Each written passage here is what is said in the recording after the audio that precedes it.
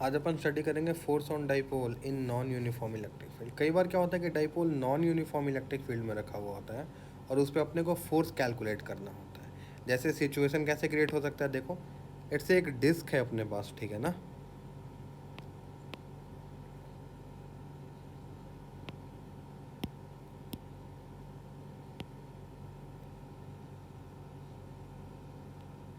एक डिस्क में बना देता हूँ, ओके।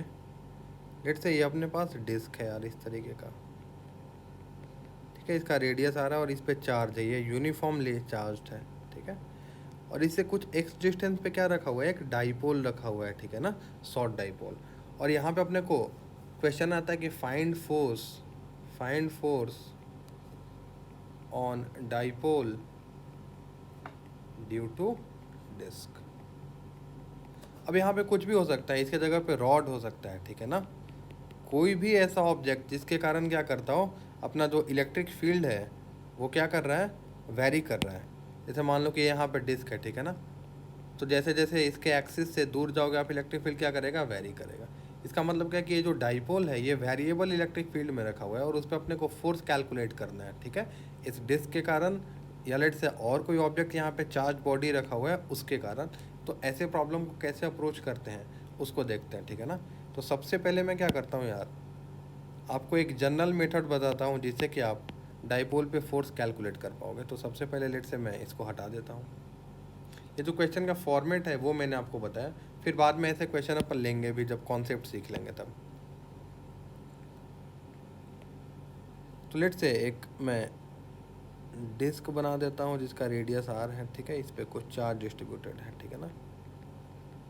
या कोई भी रिजिड बॉडी ले लो आप इसको इमेजिन करो कि कोई सा भी एक ये जनरल रिजिड बॉडी है, ठीक है। और इससे कुछ डिस्टेंस पे, लेट से एक्स डिस्टेंस पे क्या रखा हुआ है, डाइपोल रखा हुआ है। डाइपोल को मैं दूसरे कलर से दिखा देता हूँ, ये है डाइपोल।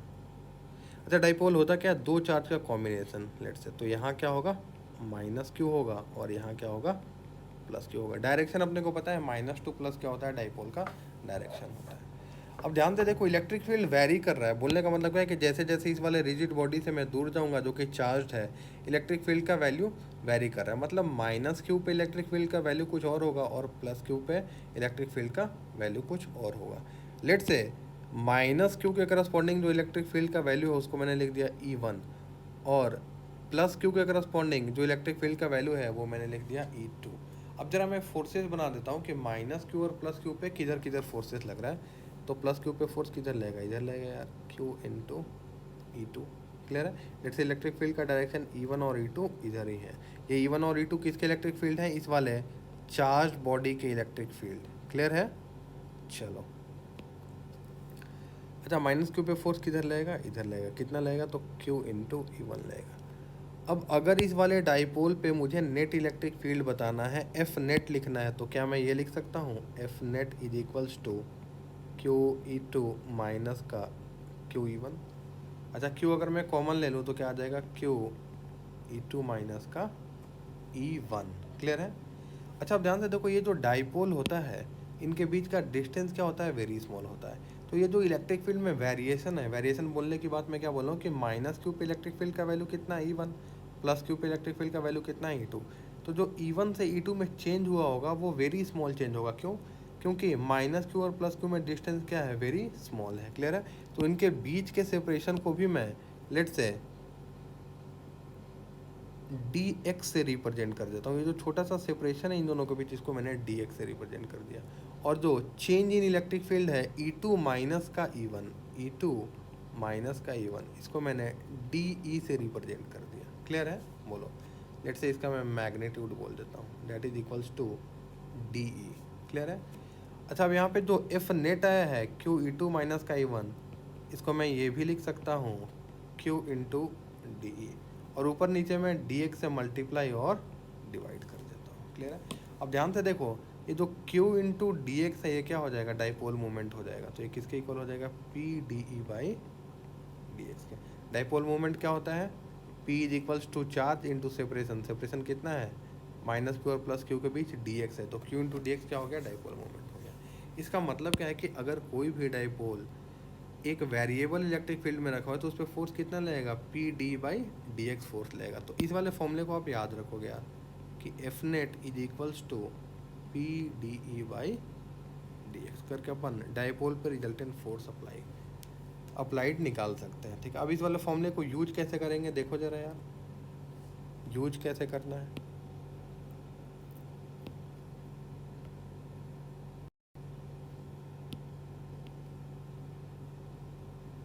अब देखो इसको यूज कैसे करेंगे।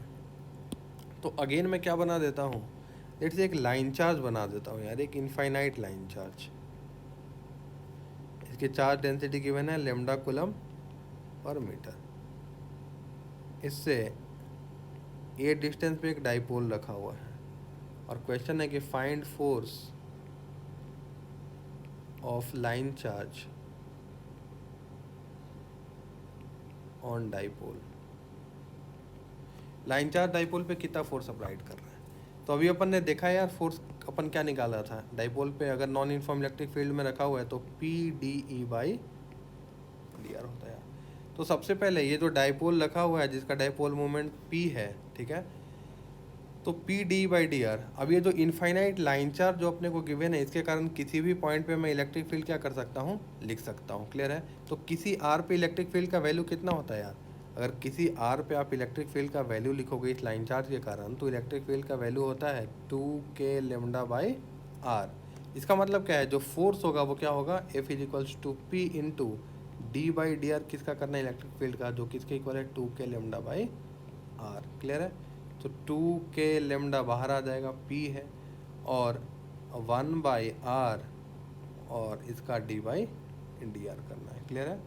तो आपको पता है आर टू द पावर -1 का इंटीग्रेशन कितना होगा, -1 बाई आर स्क्वायर। तो 2k लेमडा p और माइनस आर स्क्वायर। और कितने डिस्टेंस पे रखा हुआ है यार ये फाइनली डाइपोल, देखो जरा ए डिस्टेंस पे रखा हुआ है। तो आर को किससे रिप्लेस करेंगे, ए से। तो जो फाइनली फोर्स है वो अपने पास आ गया -2k लेमडा p अपॉन ए स्क्वायर। इतना फोर्स लगा रहा है कौन, ये इनफाइनाइट लाइन चार्ज, किस पे, डाइपोल पे। क्लियर है। तो हमेशा जब भी dipole non uniform electric field में रखा हुआ है तो फोर्स कितना लगेगा, P D by D are. इसको एक और क्वेश्चन से समझते हैं, देखो जरा।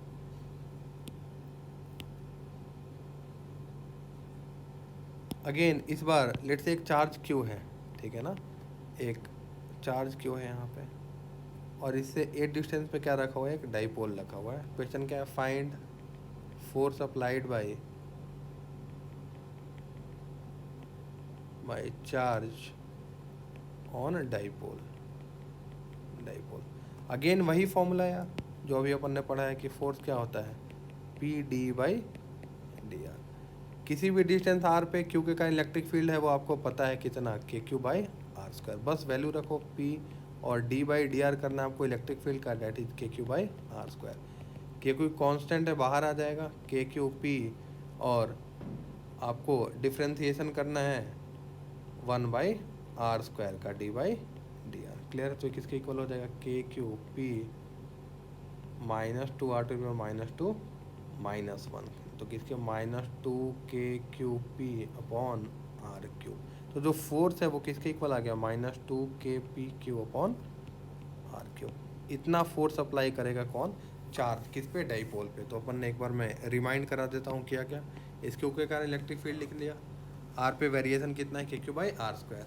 फोर्स कितना होता है, P D by D R. Dipole moment कितना है, पी, और डी बाई डी आर किसका करना है, K Q by R square. क्या, के क्यू कॉन्स्टेंट है, बाहर ले लिया, 1 बाई आर स्क्वायर का इंटीग्रेशन कितना होता है, -2 बाई आर क्यूब। तो -2k/Q/P बाई आर क्यूब। इतना फोर्स अप्लाइड करेगा कौन, चार्ज, डाइपोल पे। Thank you.